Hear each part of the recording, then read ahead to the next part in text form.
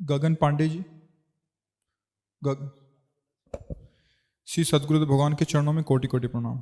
भगवान, आपके श्रीमुख से प्रवचन सुनते सुनते ये मालूम पड़ गया है कि हमारे सारे प्रश्नों का जवाब राधा नाम ही है। भगवान, अब दुनिया से विश्वास खत्म हो रहा है। जब से सुना है कि शरणागति में बल होता है, तब से सुबीज नाम जपने का बहुत मन करता है।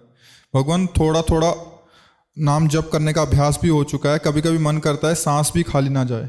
परीक्षा चाहे ले ली। हाँ बिल्कुल, नहीं बहुत सुंदर बात है बच्चा, आदर है तुम्हारी इस बात का।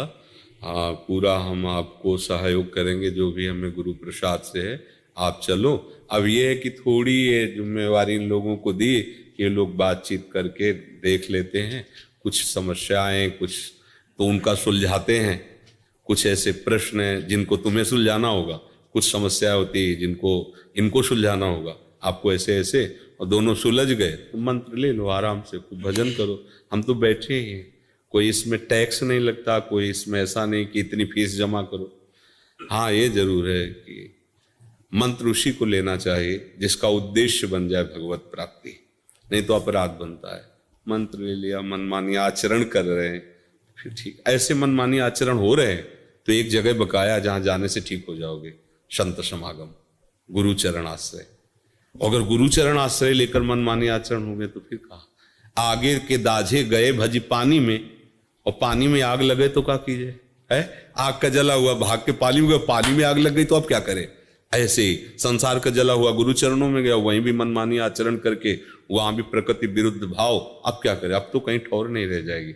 इसलिए गुरु बहुत सोच समझ के बनाना चाहिए।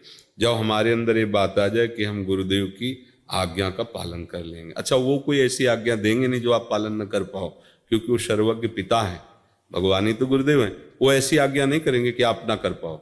बालक को पिता उतनी ही आज्ञा करता है जितना वो कर सकता है।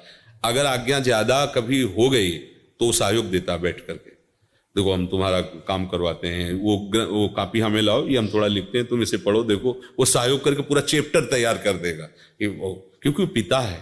ऐसे ही भगवान या गुरुदेव, तुम ये करो, देखो बकाया गए हम करते हैं और फिर हम आपको आगे खड़ा कर देते हैं परमार्थ में। तो ऐसे आप चलो, इन लोगों से बात कर लो, जैसा निर्णय करें वैसे चलो।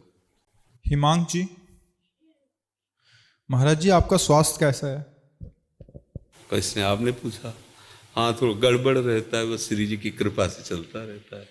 तो श्री जी नहीं जानती क्या, अगर उनको चलाना है तो यही चलाओ, तुम तो कर तुम अकर तुम अन्यथा कर तुम, और नहीं चलाना है तो किडनी की माला जोड़ दो तो फेल हो जाएगा, नहीं फेल हो जाएगा वो तो हमें। अच्छा ये ठीक है, अपने कष्ट भोग लिए, खून थोड़ा फिल्टर हो गया, एक दिन चला फिर दूसरे दिन फिल्टर हो गया, ऐसे चल रहा है।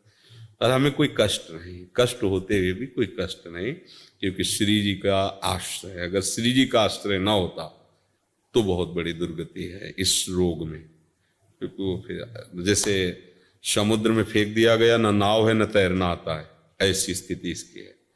अब अगर भजन का पूर्वाभ्यास ना हो तो भजन थोड़ी हो सकता है। जैसे आप बैठे यहाँ, ये सब दर्द कर, क्योंकि किडनी तो उसके ऊपर भार, अच्छा लेटो तो थोड़ी देर बाद फिर दर्द शुरू, क्योंकि वो मतलब सामर्थ्य नहीं ना। लोग कहते हैं ना, देखेंगे तुम्हारे गुर्दे में कितना पावर है, पावर ही लोग है गुरुदास में। पर ये कृपा है कि हर कष्ट में लाडली जी का दुलार कृपा प्रसाद, तो ये कष्ट कोई महत्व नहीं रखता है। और जैसे कि अब जाना है तो इसमें भय नहीं लगता, क्योंकि श्री जी के पास जाना है, अपने घर जाना है। अगर ये होता कहाँ जाना है, हमारी पता नहीं क्या गति होगी, तो परेशान हो जाए। दोनों समस्याओं का समाधान हो गया है। गाड़ी अपने घर पहुंच चुकी, अब इसमें आग लग जाए तो कोई बात नहीं है। घर वालों से अपना बातचीत हो गई है तो अब कोई परेशानी नहीं। अब जैसे ये हो कि आपको अमुक जगह जाना, परिचय है नहीं तो घबराहट पैदा हो जाएगी, रास्ते में गाड़ी बिगड़ गई तो घबराहट पैदा हो जाएगी।